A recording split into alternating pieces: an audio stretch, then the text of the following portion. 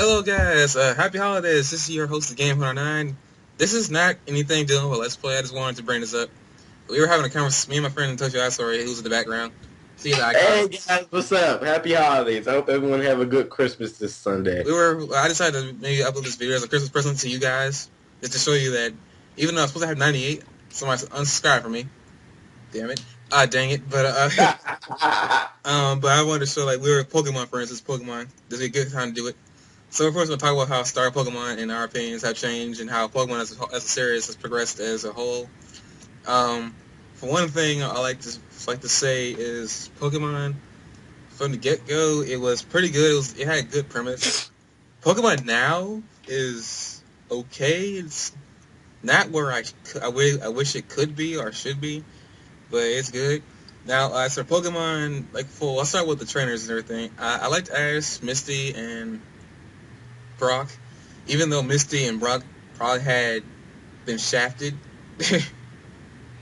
Yeah, as episodes went on, they were shafted so badly. Like Misty barely got any screen time, and the one thing I really wish they would have had. I know this is a kids show, but sometimes in kids shows they kind of hint at relationships within characters.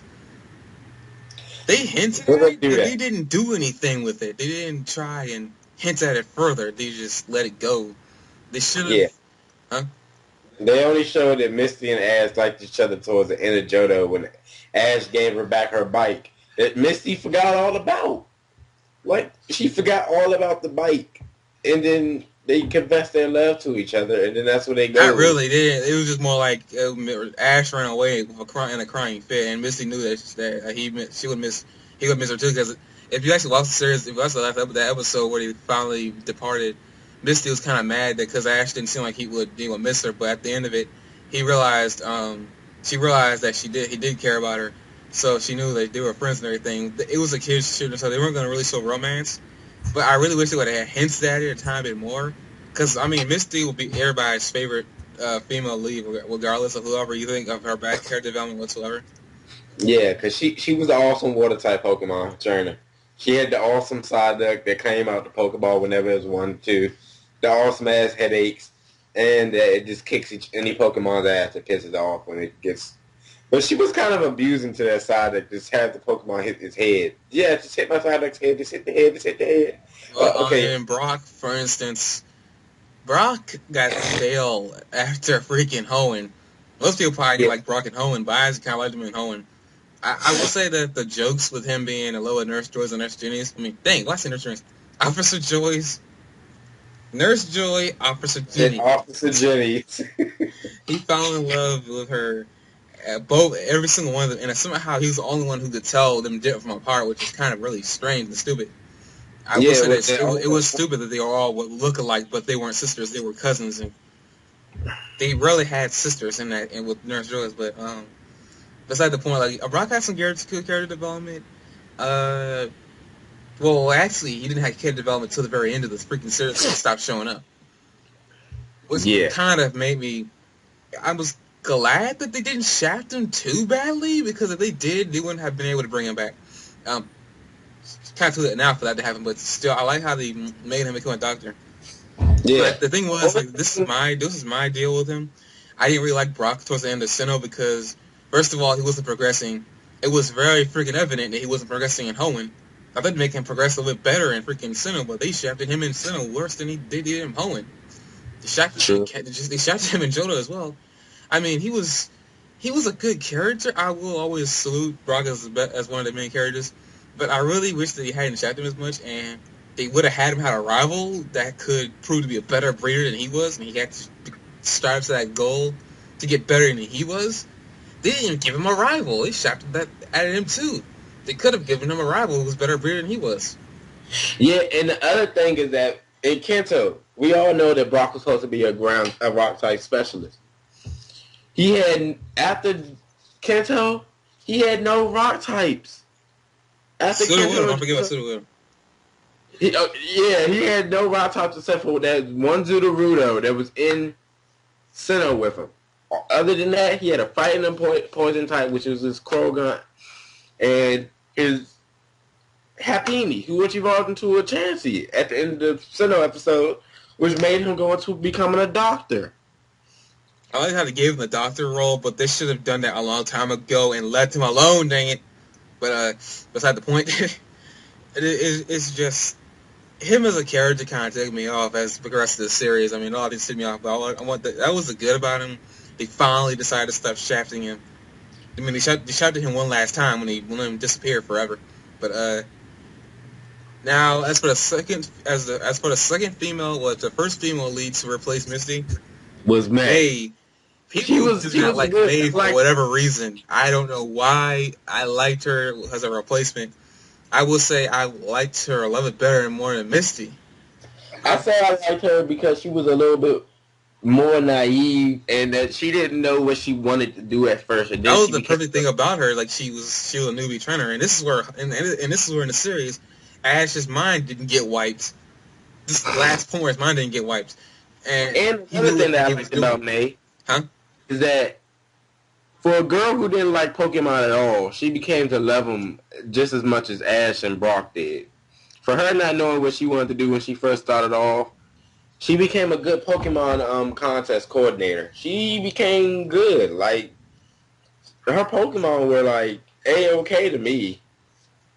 Except for that daggone retarded-ass Torchic of hers, which was real stupid. Hey, don't talk about the Torchic. Don't talk about the Torchic. Fair Pokemon. I talk about Torchic if I want to. And there's another thing about her. That's the reason why I kind of flew through May as a character because she tore the Torchic, and this is actually the first time ever that I've seen a girl ever to hold a fire type Pokemon ever. Top of that, she called Torchic cute, but that's beside the point. She was a good character. As she progressed, she became way better than. I mean, to me, May's potential was supposed to be Misty's potential, but like I said, they shafted her. To me, May was supposed to be Misty that was supposed to be in Kento and Johto. May was that Misty that showed her very good character development, and May showed real good character development with each one of her Pokemon. From her having a Wurmple to a Beautifly, that retarded ass Skitty of hers, that Bulbasaur with the heart on his head, and then a Squirtle, and then she had an Eevee. May had a very, very upstream range of Pokemon, and she showed each one of their unique skills in the contest battle. And I liked May. I'm sorry for skipping ahead. I loved May more than Dawn from Sinnoh. Dawn to me, she sucked. Okay, we'll talk about that in a minute. Sorry, I had to say it. May was a good character.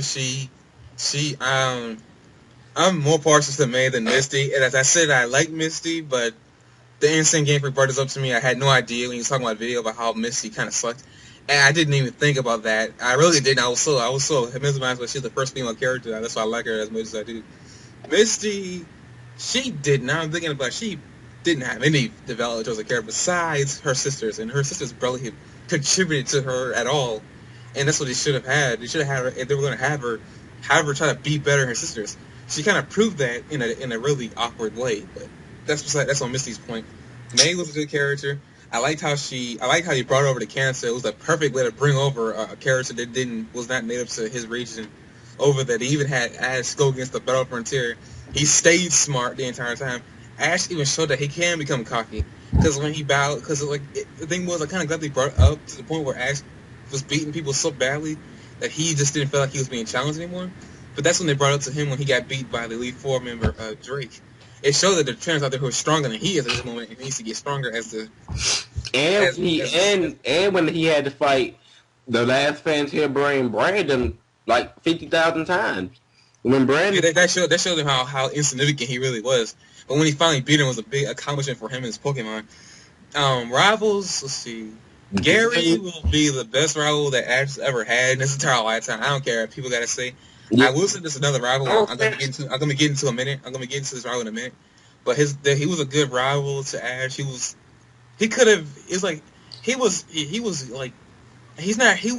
say he was Ash in a way, but he was more like he was a young Professor Oak. That's what he was. He was a young Professor Oak.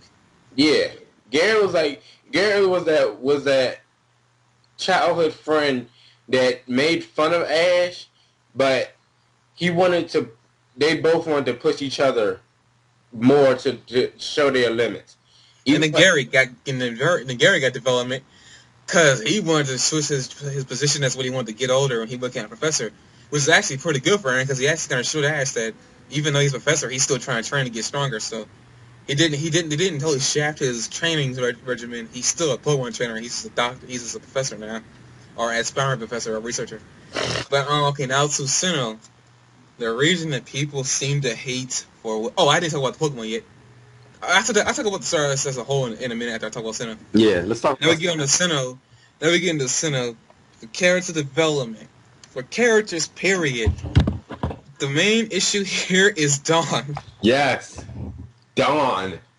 The main issue is Dawn. Kill her.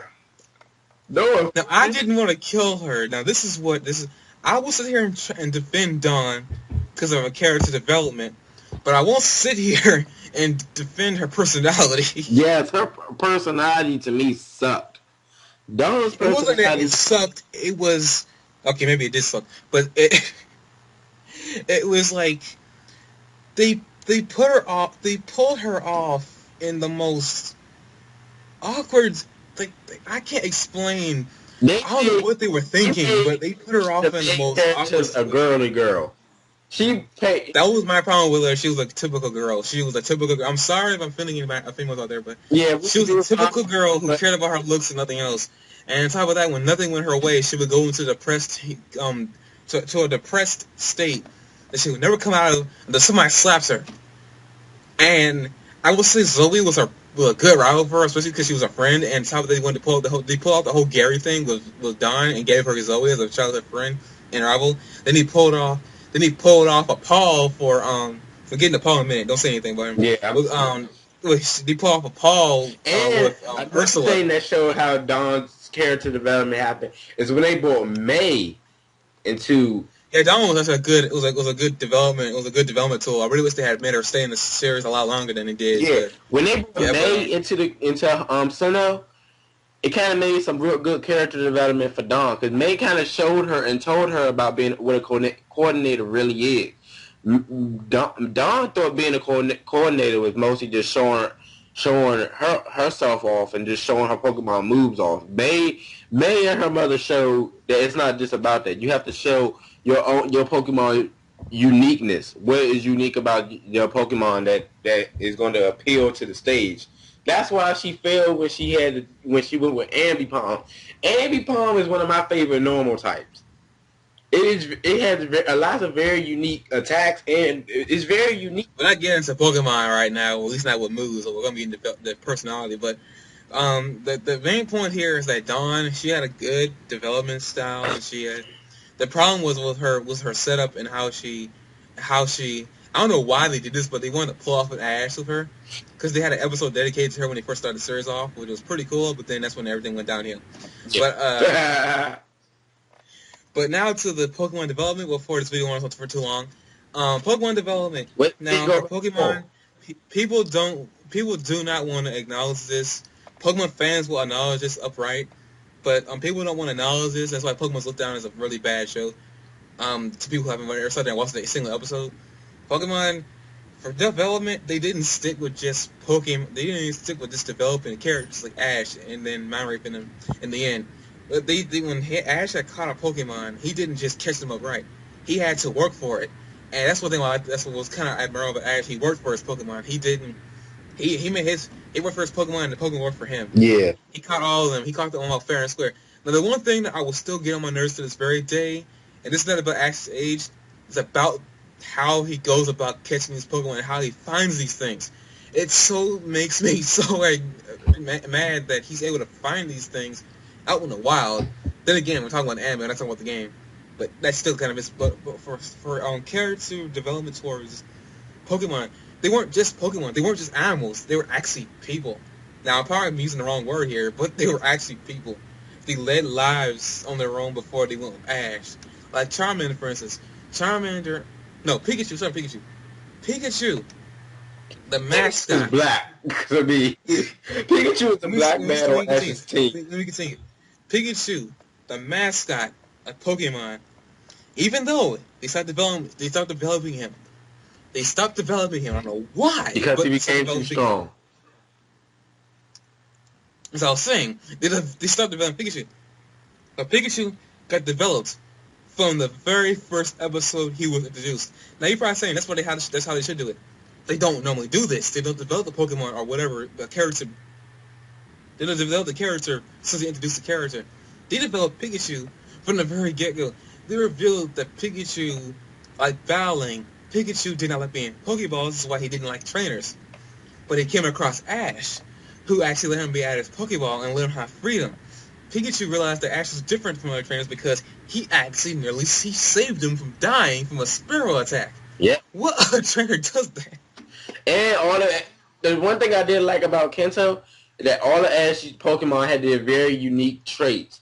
Bulbasaur, to me, is one of the strongest grass types in the whole Pokemon universe. You can't top Bulbasaur. And you can't top for character development, for characters, for Bulbasaur was the typical character who, he was the peacemaker. Actually, no question, that was Squirtle. But he was... Bulbasaur was the Pokemon who didn't trust humans at all because of what happened to him back in his past. But they never did reveal what happened to him. We don't know what happened. We just assumed they got abandoned. He meets Ash, and all that's changed. All that changed, and then he became the Pokemon ambassador for Professor Oak's lab. The one Pokemon that's Bulbasaur's small as hell, he's able to embass all those Pokemon, become their leader. That shows that you have some really good skill and some good development. Then you have Ash's... For Squirtle came out the gate as a gang leader. That's all I can really say. He came out the gate as a badass. Now, the one thing I will say about Squirtle, I really wish they had developed a lot more. Maybe explain exactly where the Squirrel Squad came from, exactly why they were doing what they were doing. But they revealed that Squirrel Squad wasn't really that bad. They just wanted to have fun and everything. That's what the main Squirtle was. The Squirtle with the glasses is we'll always know as Ash's Squirtle. And whenever he put those glasses on, it was time to get serious, time to get real. As for Charmander had the Charmander's development went through a serious cancer. He started off as this insecure little Charmander who wanted to believe in his trainer, but soon found out that his trainer didn't want to come back for him. He came across Ash, who protected him from the rain. Who Ash knew that if that Charmander would have stayed outside in that rain, he would have died. And Ash saved it, and that's why Charmander wanted to go with it. But it became one of Ash's strongest Pokemon, but kind of went back on him. So he overused it. Yeah. But it evolved rather easily, and it evolved into Charizard accidentally. Because they wanted to battle a freaking Aerodactyl who was flying. But Charizard went through some development, and he finally got development through. And just like in the game, a Charizard Valley for him to train in, and he finally learned that power isn't everything, and he needs to be able to rest and relax and stuff. He ended up getting a girlfriend out of this too, ironically. Yeah, and just like in the game, it happened in the TV show. If a Pokemon doesn't think its trainer is, you can say, good enough to train it, it's going to stop listening to it until it sees that it's able to do it. And Charizard learned that when Ash had a battle with Poliwrath, and it was almost about to die from an Ice Beam attack, and because its tail got frozen. And Ash saved it. It stayed up all night to thaw out that ice to make sure Charizard would stay alive. And Charizard realized that Ash been there since day one when he was about to die the first time, when his flame was about to go low. Charizard realized that. I was trying to wrap this up a little quickly. I gotta try to wrap this up real quickly because we're about to hit 20 minutes. Pretty much what's going to happen. Pretty much like for development towards, I'm going to go to this fast. Now, Charizard may have been the best character development as to this point of where we are. We're talking about right now, but it got better as the series went on. I mean. I like the development with the 3-star Pokemon that Ash found in Johto. Now, the thing was, these 3 Pokemon had the weirdest personalities I've ever seen in my life. I saw arms that was in love with Ash. He had a chicken reader that got a curse on him, and he didn't realize it until it was too late. He didn't realize the chicken reader had a curse on him until it was too late. He had a very then he had a Cyndaquil that was lazy, that didn't really it didn't really want to. It had trouble lighting its flame on its back. Cyndaquil had to be able to do that automatically. It got trained to do that, and then Totodile was a crackhead. He was a crackhead. Totodile had issues, but it was one of Ash's strongest Pokemon to be able to. The thing was like, sorry about that.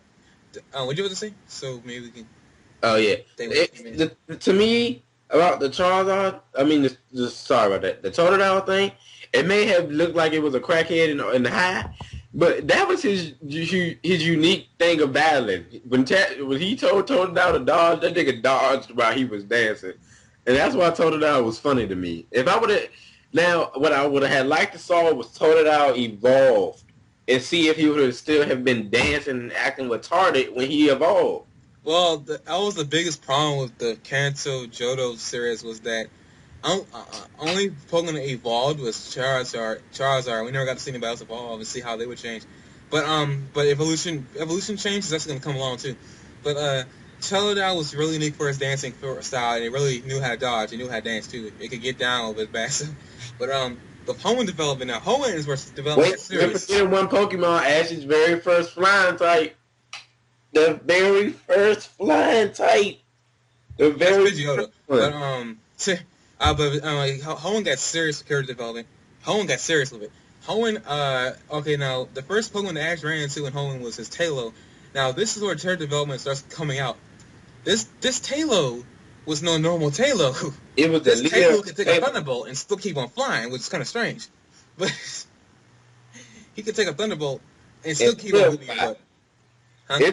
It took the definition they gave Tailo in the Pokedex to a whole new level. They said that Tailo would not stop until it defeats its prey. Ash's Tailo did not stop until it wanted to kick his ass Pikachu's ass, but it's still kind of lost. But his Tailo was a trooper, especially when we saw him going to get in that flying contest where he evolved. Yeah, and then he ran into he ran into Taylor after he he got Taylor before he met May. But after May and he's doing a Brock, he ran into a. No, he met Taylor when he met May. He got his Taylor when he met May. Like episodes right before that. No, when he met May or before he met May. It was after he met May he got Taylor. Okay. Well, after meeting him with Brock and everything, he met a Sceptile. I mean, not Sceptile, dang it, Trico. And Trico was a staple of his team, and I just call him the original gangster because that's what he was. He was a pimp.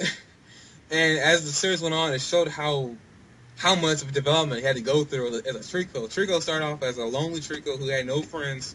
He lived in a village of Trico that didn't trust him. He had a village elder who actually trusted him. So we kind of went through a whole freaking Naruto skit with one person in the group is not trusted and they have to and he's really powerful. Then he met and then this is the only reason he didn't catch all three. No, he didn't catch all three in Sinnoh either. But this is the only reason he only caught one star Pokemon. But then what happened was that he ran into a couple more Pokemon that had personalities as well. He ran into a Corphish who had a gangsterplex issue. No, the Corphish was actually he wanted attention from Ash. You could call him a Chikorita. But yeah, he was the Chikorita of Sinnoh. As he went on, he learned that even though Grovyle was a Grovyle, he could still be powerful too. Then he ran into a Snorunt who had issues trying to learn Ice Beam, who then evolved into Galarian and learned Ice Beam. You kind of missed the Torkoal. Oh yes, the Torkoal. The Torkoal was emotional. Irony. he left out water, but he's a fire type. But that's all I'm gonna say on that one. We're running out of time here, but okay. Now Sinnoh was as bad as Sinnoh Places was. Well, the way it went, character development was at its peak because Turtwig was one of the Pokemon that when it evolved, it had to overcome its lack of speed. Now it didn't overcome this at all during the entire series. I mean, it tried to, but it didn't come close because every time it got hit with a move, it always died in one hit. But it had to overcome that. Starly had to overcome being able to fly at it had to be more powerful at the right time. It evolved into a Staravia at the right point, and then it evolved. And then they pulled a Tailo Swellow event with it evolving into a Staraptor, and then it Staraptor and learned close combat. I'm gonna watch that episode when I get home. Then his Chimchar, which is the biggest character development, and this sort of goes into Paul as a character.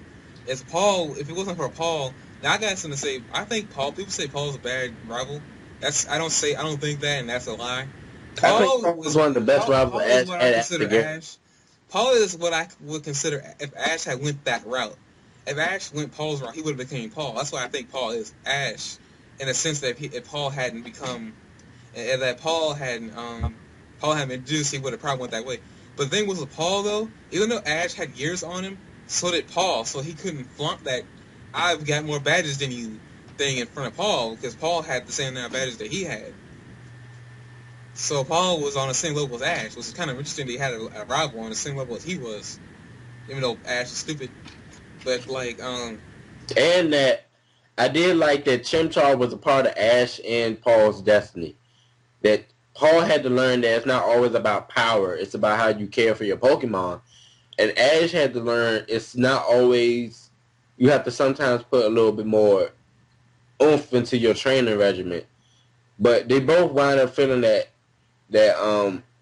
when Chimchar evolved into Infernape, they both saw that it was what it needed to be. That Infernape has grown stronger than he could have ever have been when he was with Paul, and that's all because of Ash. What I think more of that was, it was more of Chimchar's attitude just did not fit Paul's regimen of training. That's what it was. I think just Chimchar wasn't just not fit for Paul, but he was fit for Ash's training. Because Paul, even though Chimchar wanted to get stronger, Paul's training was not helping him at all, and he couldn't learn to control Blaze. And I think thanks to Ash and his craziness, he learned to control Blaze. But I think that's it for development, even though it's just a random video of us going off random tangents. Happy holidays, people, and I think I'll be uploading my next Let's Play next year. But also check out my next Let's Play I'm doing on another channel called League of All Peers. I'm doing it blind. It's called Kirby Squeeze Squad. I never played that game my entire life. Look forward to that. Have fun with that. Oh, shut up, you. And check out ToshiIceLord channel. He's my friend. Please, I like for you to subscribe him. I mean, if you haven't done it before, please subscribe him.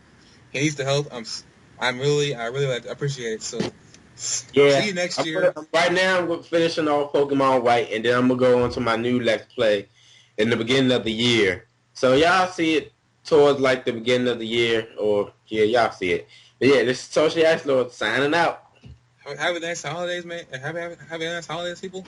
Hope you get what you want for Christmas, and peace.